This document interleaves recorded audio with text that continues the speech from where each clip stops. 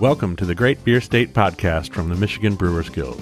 The Great Beer State is a weekly show sharing conversations and stories from the passionate people who contribute to our vibrant Michigan beer community. It is made up of a mix between full-length archived interviews from the Guild's first documentary book project, A Rising Tide, Stories from the Michigan Brewers Guild, and conversations recorded in the here and now. Each episode is kicked off with a conversational update from host Scott Graham, Executive Director of the Guild, and the beer evangelist Fred Biltman, author of A Rising Tide. Here's Scott and Fred.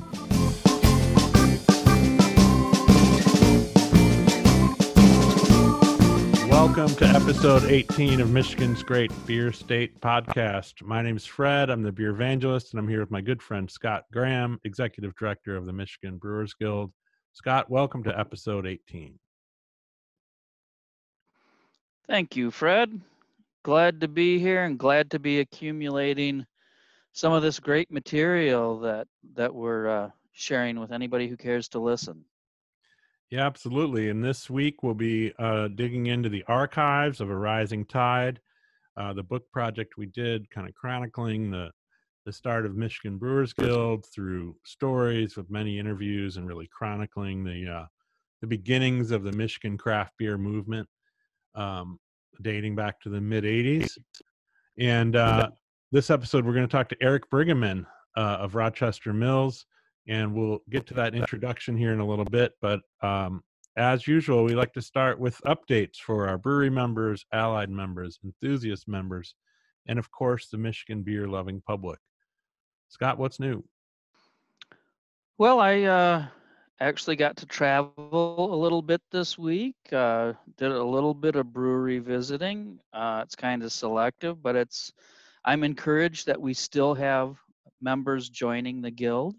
It's slowed down a little bit. Of course, we're still living in a COVID world and missing our festivals this year. And one of the things that has struck me this week and getting out and talking with a few people is, you can't help but talk about the negatives of how COVID is impacting everybody and what negative impacts it's going to have on the industry. And, maybe 25% of the breweries could close. I'm not speculating that that's an actual number, but you hear these things. And I had one conversation today about, what? If 25% might close, let's talk about what's great with the 75% that aren't.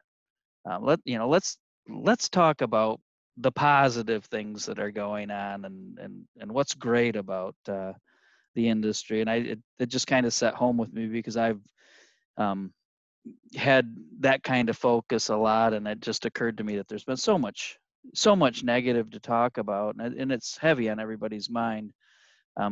But there are still great stories. Some people, lots of people have figured out how to do well and adapt, and they're using their creativity to do new and different things at their brewery and restaurant to engage consumers. And they're still making fun and creative beers, and they're still great places to go to.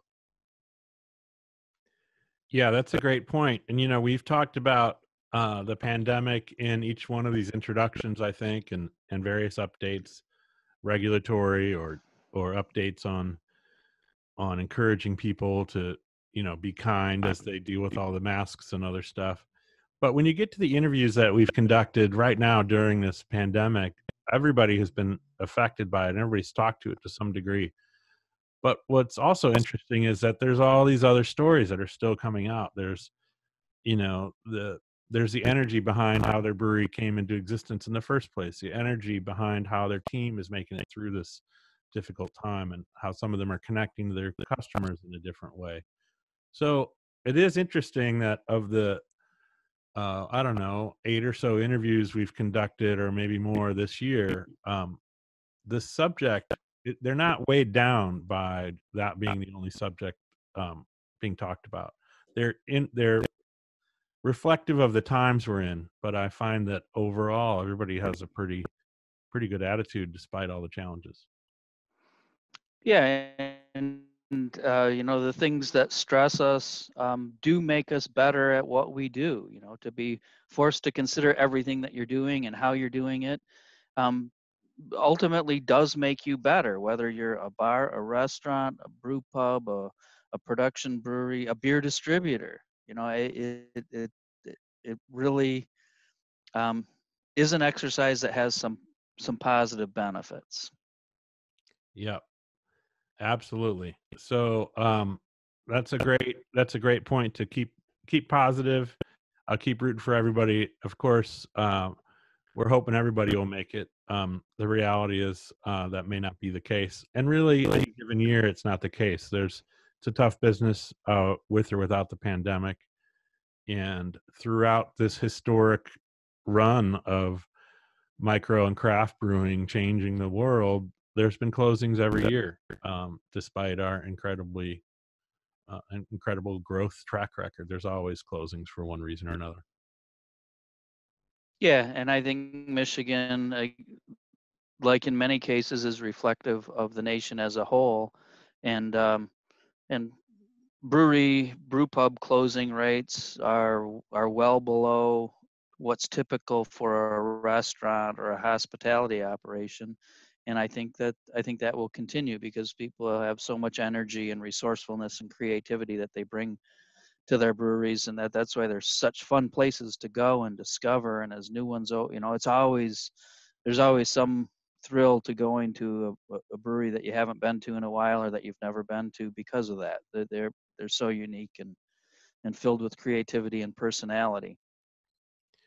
Yeah, and I would say that from a customer shout out, as we've been doing, this week is one of those weeks. It's beautiful weather. I would say grab all the beer garden, extended social area, outdoor beverage, food and beverage regions as you can. It's beautiful fall weather right now, and we want to soak that outside those opportunities up.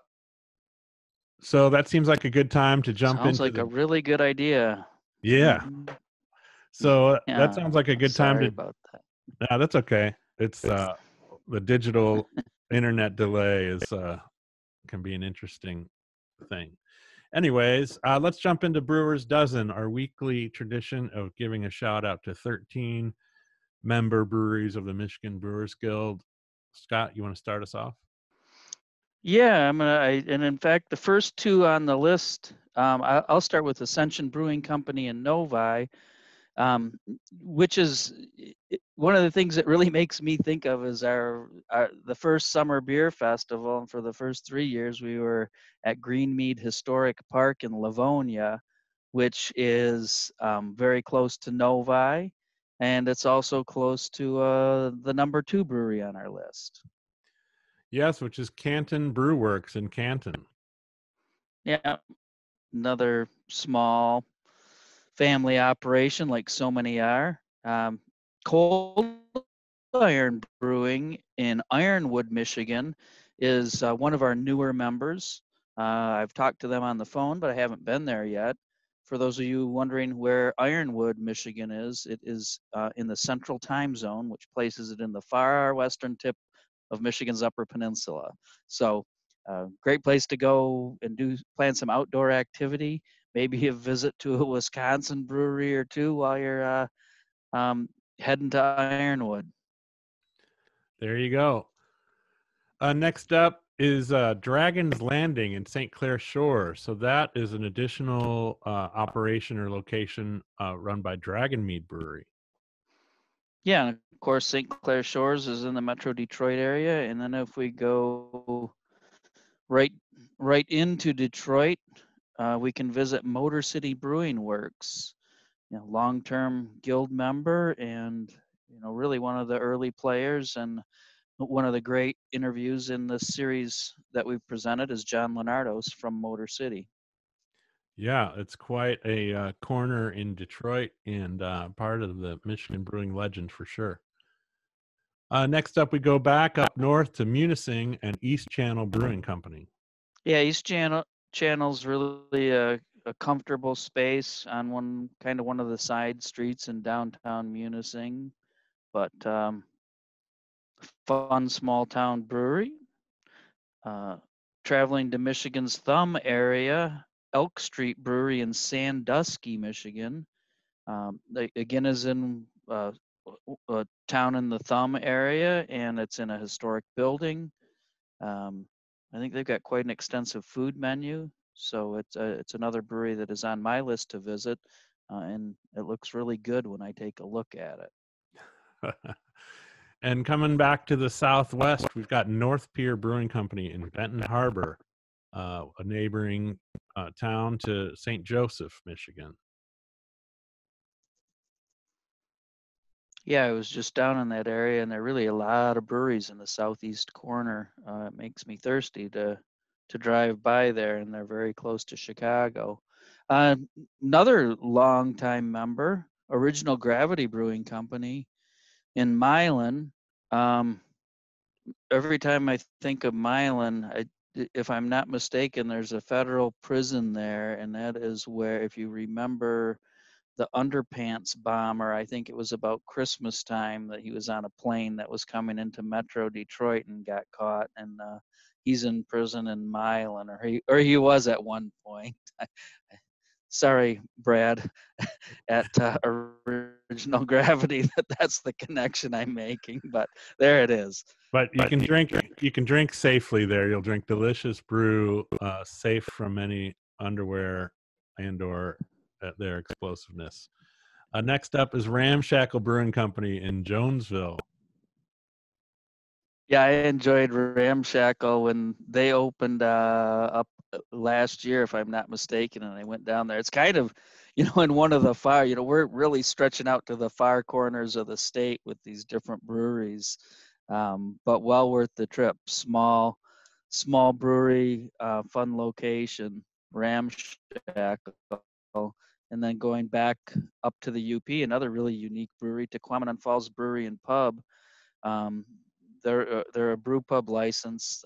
Their address is Paradise, but they're inside the Tequamanon Falls State Park with in this cool building that's part of the park. There's the park store and there's a brew pub right there, Tequamanon Falls. So that's a one of a kind. Yeah, I was just gonna say that's got to be maybe the only, probably only in the state, and I wonder if there are any other in the country breweries inside state parks. And if it isn't, I'm pretty sure it was back in the '90s when they got open. They had to be way ahead of that curve. So really unique place and a beautiful part of the state to go visit. Next up is Highway Brewing Company in West Branch, Michigan. So that would be northeast Highway. central. Yeah, it's kind of in the center of the upper part of the lower there, and it's a brew pub operation, so they're full service, and it's a great addition to things that are in West Branch. And wrapping up with the 13th brewery this week in our Brewers Dozen is another brew pub licensed brewery, and it's Thumb Brewery in Caseville, which Caseville is in the Thumb area. This is another one I haven't been to, but would really like to. I know that it's really close to the Lake Huron shore there, and Thumb is just an area I haven't explored much, but have always wanted to. So I need to plan a trip. Right on. We hope this inspires other people to plan trips as well. Travel's certainly been discouraged entirely for parts of this pandemic, and now there's more opportunities to get out and visit a little bit safely, of course. So whether it's now or later, we hope you'll get around the state to all these breweries that make the great beer state. So that would lead us to introducing this week's guest. I talked to Eric during the UP Fall Beer Festival of 2018. So we're sitting inside the park at a picnic table by the water during a busy festival. And he took some time to sit down with us and talk to us about his history with the guild, and of course as a brewer in this community as well. So a fun conversation, and as I'm sure you'll get into, Eric's been a very meaningful part of the crew that has put work in to make the guild what it is.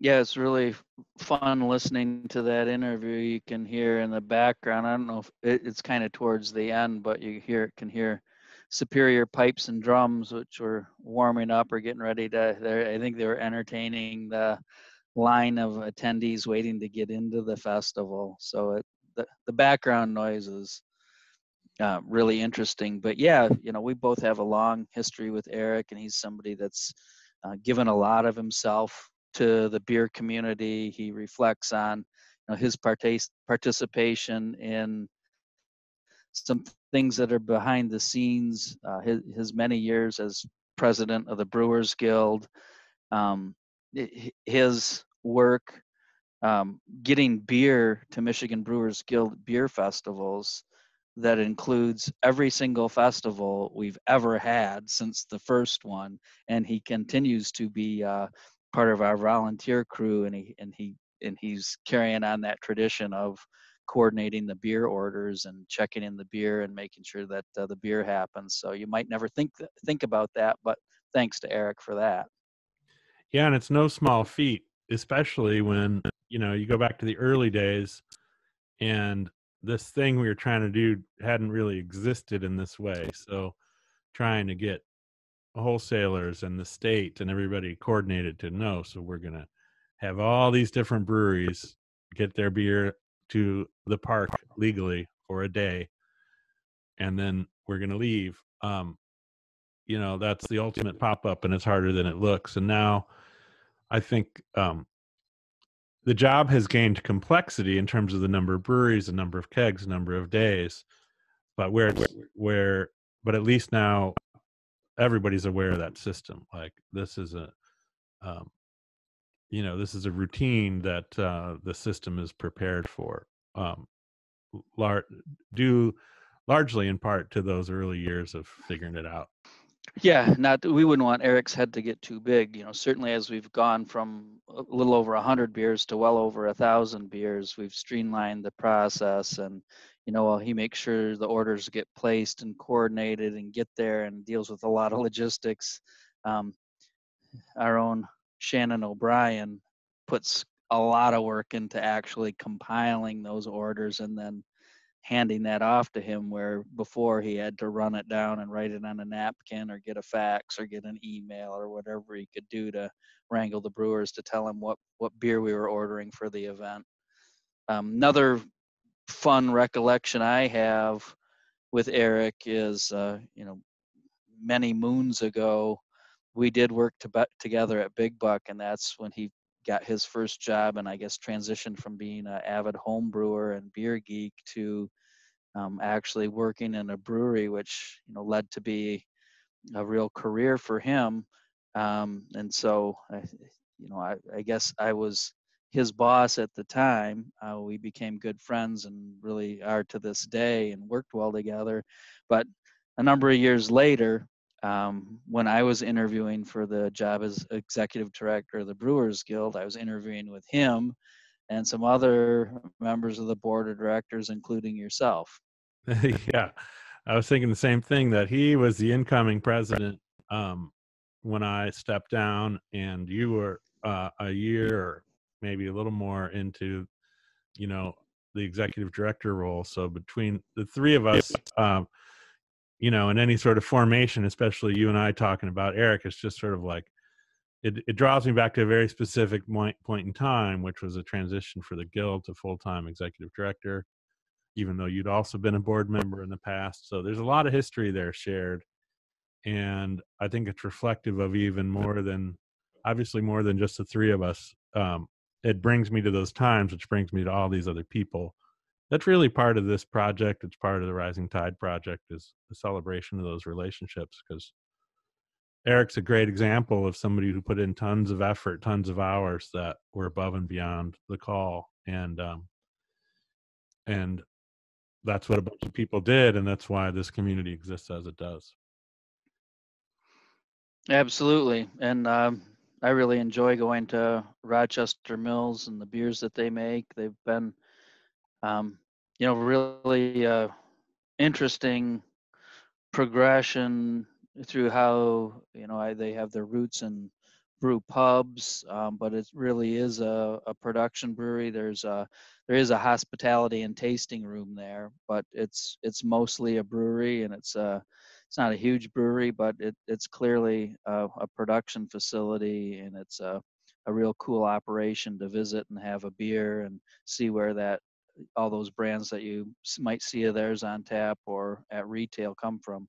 Yeah, so it's a good time to transport ourselves back to the shores of Lake Superior to talk with Eric Briggeman from the UP Fall Beer Festival in 2018, Vice President and General Manager of Rochester Mills Production Brewery. Here's Eric.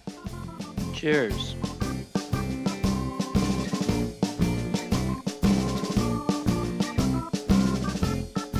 I started working at a brewery. I worked at Big Buck Brewery starting in '97, which is where I met Scott Graham, who's our current executive director.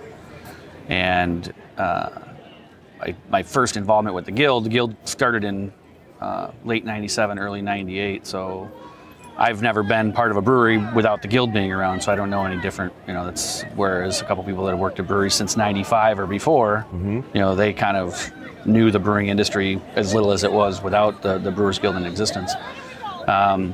But Scott was on the original board of directors, and he was in charge of facilitating all the beer deliveries for the first summer festival in 1998. And so he was working at the Big Buck up in Gaylord and kind of dealt with some of the beer delivery stuff, but he kind of leaned on me to drive around Metro Detroit with a U-Haul truck or a Ryder truck and pick up beer from a lot of brew pubs or smaller breweries and kind of coordinate it into one place. And then we had a big truck come and pick up all the beer from Big Buck. So a lot of beers shifting hands, and probably not a ton of legality by the book with all that beer moving around. But it was all invoiced and paid for. That was all taken care of the right way. So that was my first experience with the Guild, was helping Scott. How many breweries were there in that festival? First festival, I think I have a program from the second festival. For some reason, I don't have the first one, but I think they were in the upper 30s, mid to upper 30s as far as number of breweries that were there. I think beers, we were only buying 4 beers from each brewery, so you're looking at 120 to 150 different beers available. And now most of our summer festivals have well over 1,000 or 1,100 beers at them, 21 years later. So that was, I kind of helped Scott out with the beer the first year, and then the second year of the festival, he kind of just threw it at me and said, here, you deal with all of it. So, and back then it was kind of right when email was started coming into play, but most people were faxing me their beer lists, or it was a lot of phone calls. I still have all my check sheets of who the contact person was, what the phone number was, and all my handwritten notes of what beers they were bringing. It's kind of interesting to look back at how we used to do that process compared to how we do it now. And so that would have been '99, and then I've done the beer orders, or been associated with the beer orders every beer festival that the Guild has done. So I guess that there's one consistent thing for me. That's one thing that I've been involved with since the beginning. Yeah. And it's been interesting to see how the number of beers, the types of beers, have changed as far as what's obviously now with all the breweries in the state. There's tons of different trends that are out there, and hot new beers that are sweeping the nation or the state for that matter. So, but that was my first involvement with the Guild. How has the response to festivals changed? Like, from the first festivals with 120 beers, what sort of response or impact did that have, and how did it change over the years? Well, I think I remember one of the things when I was at Big Buck, we were one of the first breweries that started bringing a lot of different beers early on, just from looking at the different lists. And I think that just like today, people like variety, and that kind of sparked some interest, I think, in our booth. And then a lot of people started following suit, and so you started seeing, different breweries adding 6 beers, 8 beers, 10 beers. You've seen as many as 20 to 30 different beers at some booths for some festivals. So I think that the public likes that. The attendance was really low. You remember the first year there was 600 people or something at each of our, I think almost every first year festival was under 1,000 people. I don't think any one of them had great attendance. But now most of them are up to, close to 5,000 people at least, if not more than that, for each festival day. Yeah. So, it's been, the industry has definitely changed 21 years later as far as what the consumer's looking for. There isn't a whole lot of brand loyalty, but they like to try different things and like to jump to the next hot craze, or there's still the group of people out there that wants the highest alcohol beer, instead of just having a good session beer to drink. But so from coming on board to help, like in those early years, you're kind of given a project at work, which involved coordinating beers for this festival. Your involvement for the whole guild changed dramatically over the course of the years. Yep. When did you become more involved, and what led to you joining the board? Well, I started coming to meetings, board meetings regularly, which historically have always been open board meetings to any member of the guild that wanted to attend.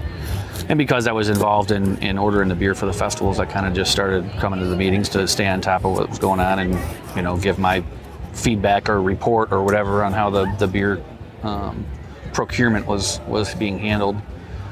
And then I don't remember. I think I might have been appointed to the first time I was on the board. I can't remember if I was appointed or elected, but then I just ran for a seat the next term when that term was up, and I was the secretary of the board for, I think, 3 years, 3 to 4 years. And you had moved breweries at this point? Or not yet? At that point, no, I was still at Big Buck. I'm trying to think. I was still secretary when I did move from Big Buck to Rochester Mills, because you were still on the board. Yep. And then I moved to Rochester Mills and just made that change official as far as what brewery I was representing. And then when you decided to step down or not run for re-election for the president, or just to be on the board in general, that was when I moved into that role. I know even prior to that, I had worked pretty closely with you on dealing with Eric management when we had those guys hired to run our operations, which was an interesting year to say the least. Yeah. And then I was president for 8 or 9 years, I think. So when you made that shift, you know, it's a different level of involvement from helping out and kind of doing things on kind of a work basis, and then, you know, volunteering a lot of extra time and steering the organization. So do you remember kind of what inspired you to think more personally about I want to help lead this organization, and what were the things that you thought were important for the guild to do? Well, to me, it was always I really liked the idea of trying to keep everybody on the same page, building that camaraderie, and you know, trying to steer towards a single voice, or at least a unified voice when it came to dealing with the craft beer industry in the state. And that was, I mean, I enjoyed the closeness. I liked being involved in all the conversations, and I'm not a very aggressive person, so even though I held a role of president on the board, I very much liked to have everybody's opinion and everybody's input on everything. I didn't, you know, it's not really the way the organization runs. It doesn't really run with a dictator type of mentality. So it's definitely a group effort and getting input from different people from different size breweries and different backgrounds, and, you know, having everybody's personality play into the, you know, how their opinion affects stuff as well. And that's what kind of kept me interested. And it was just, I really enjoyed that job. I liked, once we moved away from Eric management and hired staff, I really enjoyed, you know, speaking with those guys and dealing with them, going from a single person to 2 people to 3 people, and just having daily, if not, or well, weekly for sure, if not daily conversations with a couple of them. And that's been a big change for me, is not having that daily conversation with them, outside of just friendship conversations, because obviously over those years you build some pretty close friendships with everybody in the industry. So. And what do you know? A lot of people, their contact with the guild is sort of event based, and so what is the day-to-day, week-to-week? What is the machinations of running the guild look like in terms of, you know, the collaboration between the board and the staff and the membership in a non-festival week? What goes on at the Michigan? Well, it's definitely a lot of email communication, customer service type of stuff. With 300 members now, brewery members, you have a lot of questions come up. And the festival seasons overlap enough. There's really only one time window in the year that we aren't working on a festival somehow, or the guild isn't working on the festival, and that's right after the winter festival's over in February until the tickets go on sale and registration process starts for the summer festival. So you got about 2 months to 2.5 months of a time there where the staff gets a chance to catch up on other projects. Obviously there's the magazine project that goes on. Scott starts talking about the conference speakers way back in March. So I mean, there really isn't time off, but you got to find a way to spread some of the work out so that when it is time to work on a festival, because you don't have a whole lot of extra time to deal with those extra projects. One of the things that was really a change for me when I was on the board without staff, you or I were basically the contact person for just about every member. And then as we started to have staff, especially having 2 staff, once we had this, Shannon hired as the operations manager, all that kind of went away. And I started noticing as breweries would open up, I'm like, I don't even know those guys because I didn't have to contact them for anything. We had staff doing it. It was kind of a little bit of a change of a role for board members because, as you well know, the early on boards were doing all the work. It was all hands on. Yeah. And once we had staff and they took over, they kind of started spearheading most of the physical work, and the board really has turned into more of a leadership board as opposed to a hands-on, worker bee board. Yeah. So that's been a tough transition for people who were there before, which is probably one of the benefits of having some changeover in the board is that you don't have people that have that old mentality kind of in their head, and it's hard for them to get that out of their head and let go of some stuff and actually leave it in the hands of people that are paid to do the job. Yeah. What do you think, how would you describe, the characteristics of the boards over the years, especially, I guess that's the question is like, what does it take to be a board member, and how would you describe the board to members? I would get that question just about every year before the election when we had some people that were interested. Through the years, we had a mixture of hardly anybody wanted to run to the board. More recently, we've had actually a decent number of candidates that have been interested, which is good. Obviously, there's more people to pull from now, but people would always ask, well, what does it take to be on the board? What do I have to do as a board member?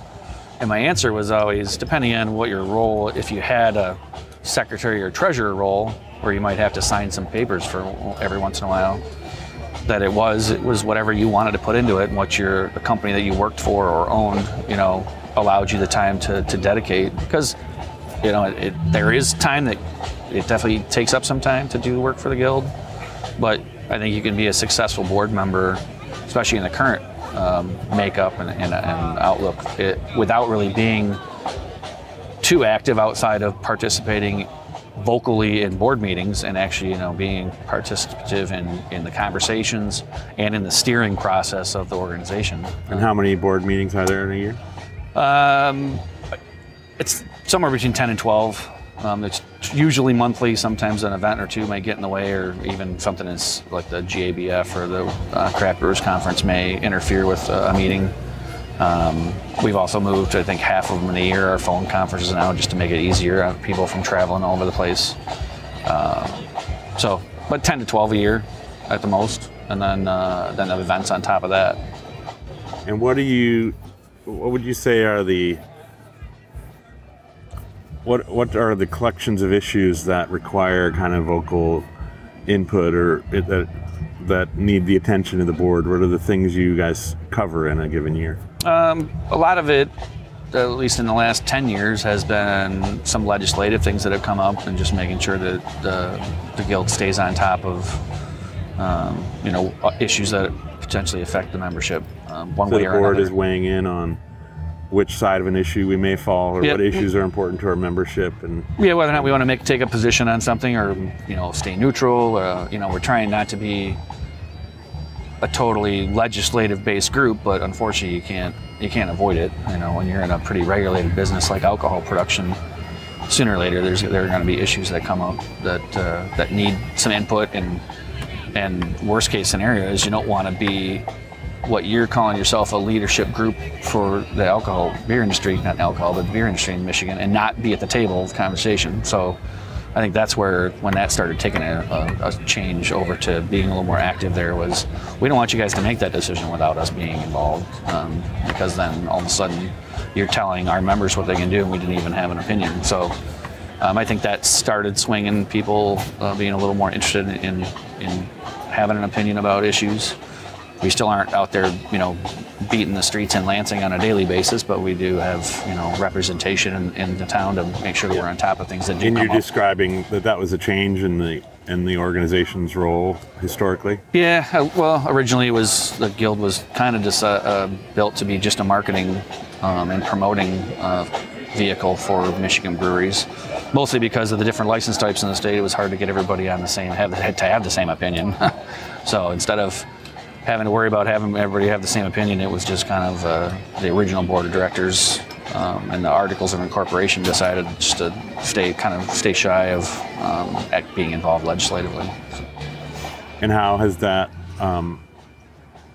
decision to engage legislatively, how has that affected the organization and or the membership? I think overall, most of the members are pretty happy that there's someone out there and not just a small brewery that's got to go fight for something. There have been some members over the years that have not necessarily been excited about that. Then they thought that the guild should still stay a marketing committee or promotional group. But it's at the same point, some of those people have also engaged in some of the legislative conversations we've had. So it's a little bit of a mixed bag, but it's on a pretty small scale for the most part. Most of the breweries are pretty interested and I think happy about the fact that there's somebody out there looking out for them. What are some of the things that that the industry benefited from having the guild have a unified voice in Lansing? Well, very directly related to our festivals, which are the main way the guild raises money, is the ability for brew pubs to sell beer directly to a festival that's run by a brewers guild. That was probably the biggest thing, because otherwise legally brew pubs couldn't distribute any beer to a retail license. So that was probably a big one that made it way easier on a lot of our members to do that and actually use the festivals as a promotion tool. There's also been some, not necessarily lobbying, but definitely some conversations with lawmakers about staying away from raising beer taxes, which directly affects the bottom line of every member brewery out there. I think currently there's an issue going around about tipped employees and their wage that they make, which most places that have a restaurant, that affects basically every one of those businesses. So it's been a mixed bag, but there's basically anything that comes up that could potentially cause any of our members to have to jump through hoops or pay more money. It's something that we can hopefully defend or at least steer them in the right direction to talk to their own legislators. Mm-hmm. So from on the marketing side and the promotion side, what do you feel like what are the core messages, or what does the guild try to put in the world that the world needs to know that will benefit the industry? Like, what do you find to be what does the guild express to the marketplace that's valuable as a member organization versus an individual brewery? Well, a lot of it is, from day one, the message has always been drink Michigan beer, and that message still rings true today. We still have that on some promotional materials. We use that tagline from time to time. But other than that, there's a magazine that's printed that has every member listed in there with logo and information about their company. Obviously, the 4 festivals that put on, those are completely promotional, not necessarily for the guild, but for the members, because the guild doesn't need to sell anything other than tickets to the festivals, but they're not trying to market a brand. We do have a brand that we market a little bit, but it's all about promoting the breweries. That's what the festivals are designed to do. And obviously, in the age of electronics, you have to have a website, and you have to have an app, and all kinds of stuff like that. So any kind of digital media that's out there, our breweries can tag onto that and spread that information around, so that it's always available at everybody's fingertips with their smartphones these days. Yeah. And that's just, a lot of people don't know there's a small brewery in city A, B, or C, or that there's 40 of them in Grand Rapids. So, however, that's whatever city you're looking for, that's kind of help people steer people towards the members. So you were on the board a long time. You're president for a long time. What are some of the things you're most proud of, either of the organization or personally, in terms of that period of time? I was proud to just be a part of it and be on the board and have my peers continually re-elect me every 2 years. that was kind of nice to have that feeling and know that people didn't have a problem or they enjoyed me being on the board. So that was a nice, I don't know, I'll call it an accomplishment, or just, it was a nice feeling to know that the people that were out there running businesses were happy with, or at least seemed happy with what the guild was doing. And so I always like to lean back on that. As far as other accomplishments, I like to think that just taking an organization that was 5 board members with 0 budget and taking that and continuing to build on that, hire staff, and create an infrastructure for a company that can host these festivals all over the state and continue to draw 4,000 to 5,000 to 6,000 attendees. To me, that's probably the biggest accomplishment I look at while I was on the board, of basically it going from 0 volunteers or 0 employees when I started to having 3 full-time paid staff, and making that transition from an active board to a leadership board. Yeah, and it's a pretty complex, if you think of it as sort of a company instead of this this club of membership. I mean, you've got 3 staff members, and you're welcoming 20,000 some people a year to festivals. Yeah. You're publishing 2 different things, and you're representing an industry legislatively, and then marketing otherwise. That's a lot of different directions for 3-person team. It very much so. And I mean, granted, the team's larger than 3, but in terms of 3 of the paid people. Yeah, on the budget. It's funny if you ever look at a list of organizations that have a similar budget that the Brewers Guild does, and then you look at how many employees they have. It's pretty mind-boggling that we manage that with just the three employees and the. And what does the overall budget look like these days? Like, what's the revenue? It's total revenue is a little over $2 million, I think, for an annual basis, and then most of our expense outside of paying the 3 salaries is the production of the magazine that we put out on an annual basis, and then the cost of goods sold, we call it, for the festivals, which is the cost of your tents, buying all the beer, replacing tokens as they disappear, those programs. So there's a certain percentage we shoot to hit for most of those festivals, so that we, once we write the budget every year, there's a kind of an expectation of how much money should go into the bank account, which helps us, do different promotions and pay for those other, like the publications and other things. And in terms of being a brewer and a member of a brewery, what do you feel is important about why have a guild, and why is it important to have a good one or a strong one? How do you think it's impacted your life as a brewery? Personally, I look at breweries that choose not to join the Brewers Guild, and I just kind of shake my head and I say, I don't understand where your thought process is. I mean, for the minimal dues that are out there, right away you get a nice full color mention in a magazine that's available 100,000+ copies all over the state. That alone probably would cost you the $275 or whatever I think it's $275 now. And then for the smaller breweries, especially the ones that don't have a sales team or don't have any kind of marketing budget of their own, the opportunity to get their beer out in front of 25 to 30,000 people every year and allow them to sample it, let them know where the brewery is or the brew pub is, whatever license they have, and really gives them a chance to say, oh yeah, next time I'm in that city, I'm definitely going to stop by and see it. I think that, between those 2 options alone, seems financially like it's worth it. I know there's expense that goes into coming to festivals, so it's not like there isn't for now, your brewery's established. People know you're on their map, whether you're in the guild or not. Right. Do you think the guild is essential to a healthy marketplace beyond whatever foot traffic you're driving for member breweries? I think so. I think that I think there's a definite need for that. That again, going back to trying to have a unified voice. Even if there's some dissenting opinions, if you can get the majority of people to kind of feel the same way, or even if you say, hey, we're going to do some stuff that benefits this type of license, and then we'll do some stuff that benefits this type of license. Before the guild really tried to either fight against something in Lansing or even start their own bill, they started building relationship with legislators in Lansing so that they know who we are and know the breweries, they know the people, they know the communities, so that when there is a problem that comes up, all of a sudden we're not knocking on their door and saying, hey, I know you don't know who we are. Right. You know, we got that, made those relationships prior to anything big happening, so that you know, we do need to lean on them or try to sway them to vote a certain way on an issue, that they already know who we are, they like us as an industry.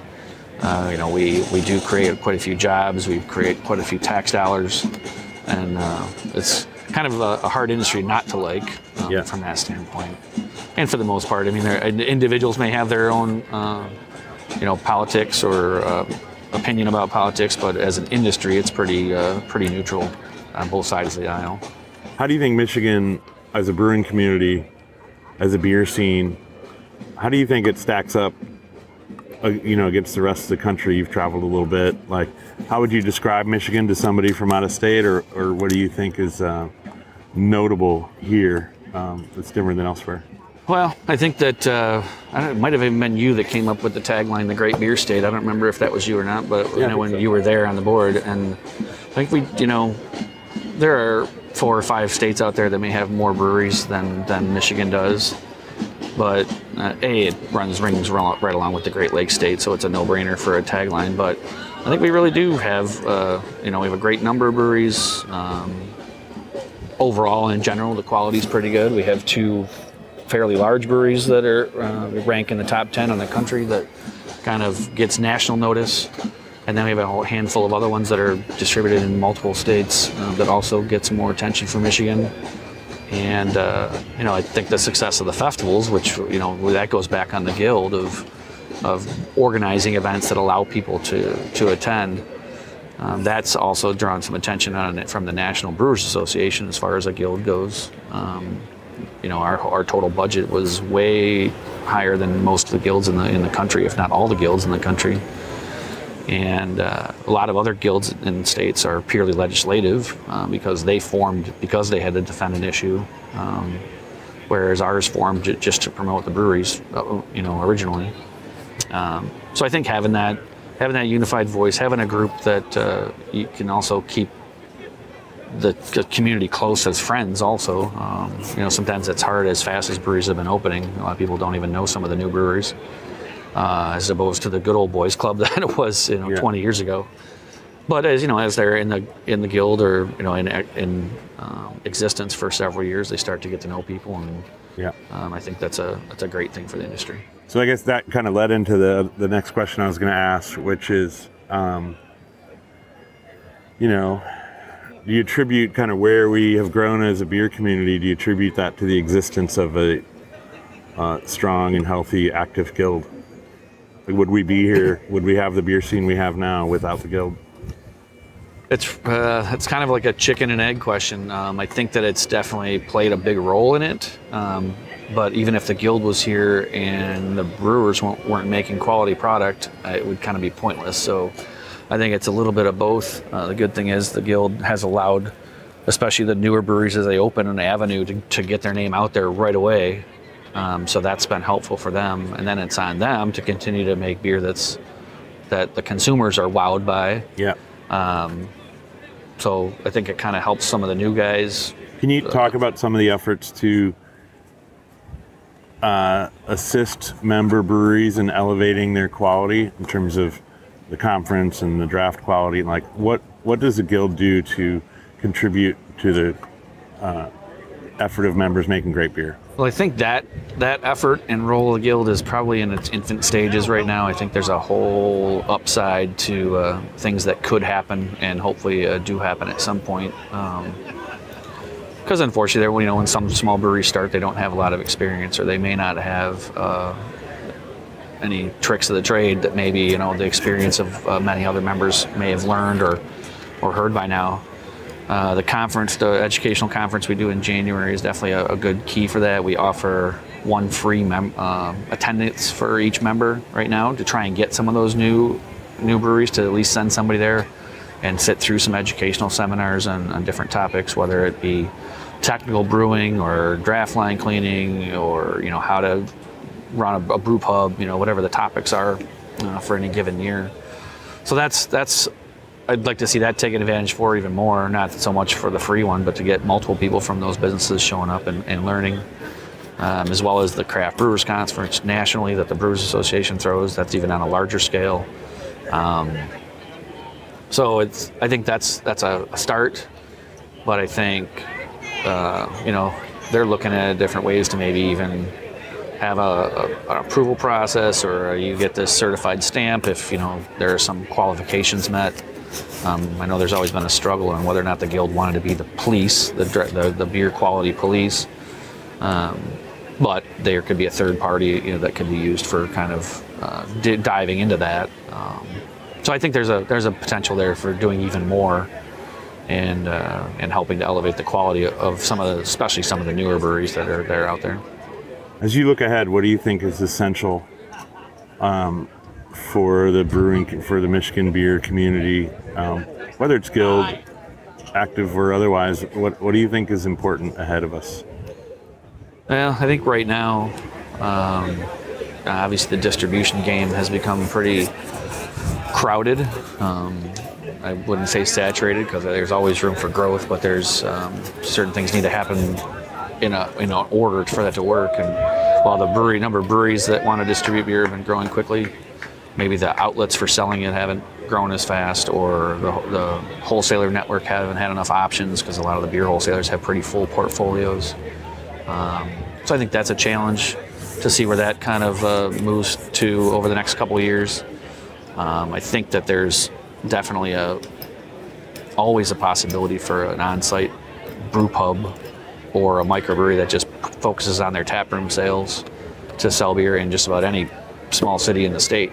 But when you're trying to fill up more shelf space and tap handles in other bars, that becomes a little more of a challenge. So I think, right now you got a lot of breweries that are opening up additional production facilities, and that's just going to add even more product to that crowded market out there. So either the retails and wholesaler segment got to kind of catch up with that, or you may see some consolidation with some of the breweries.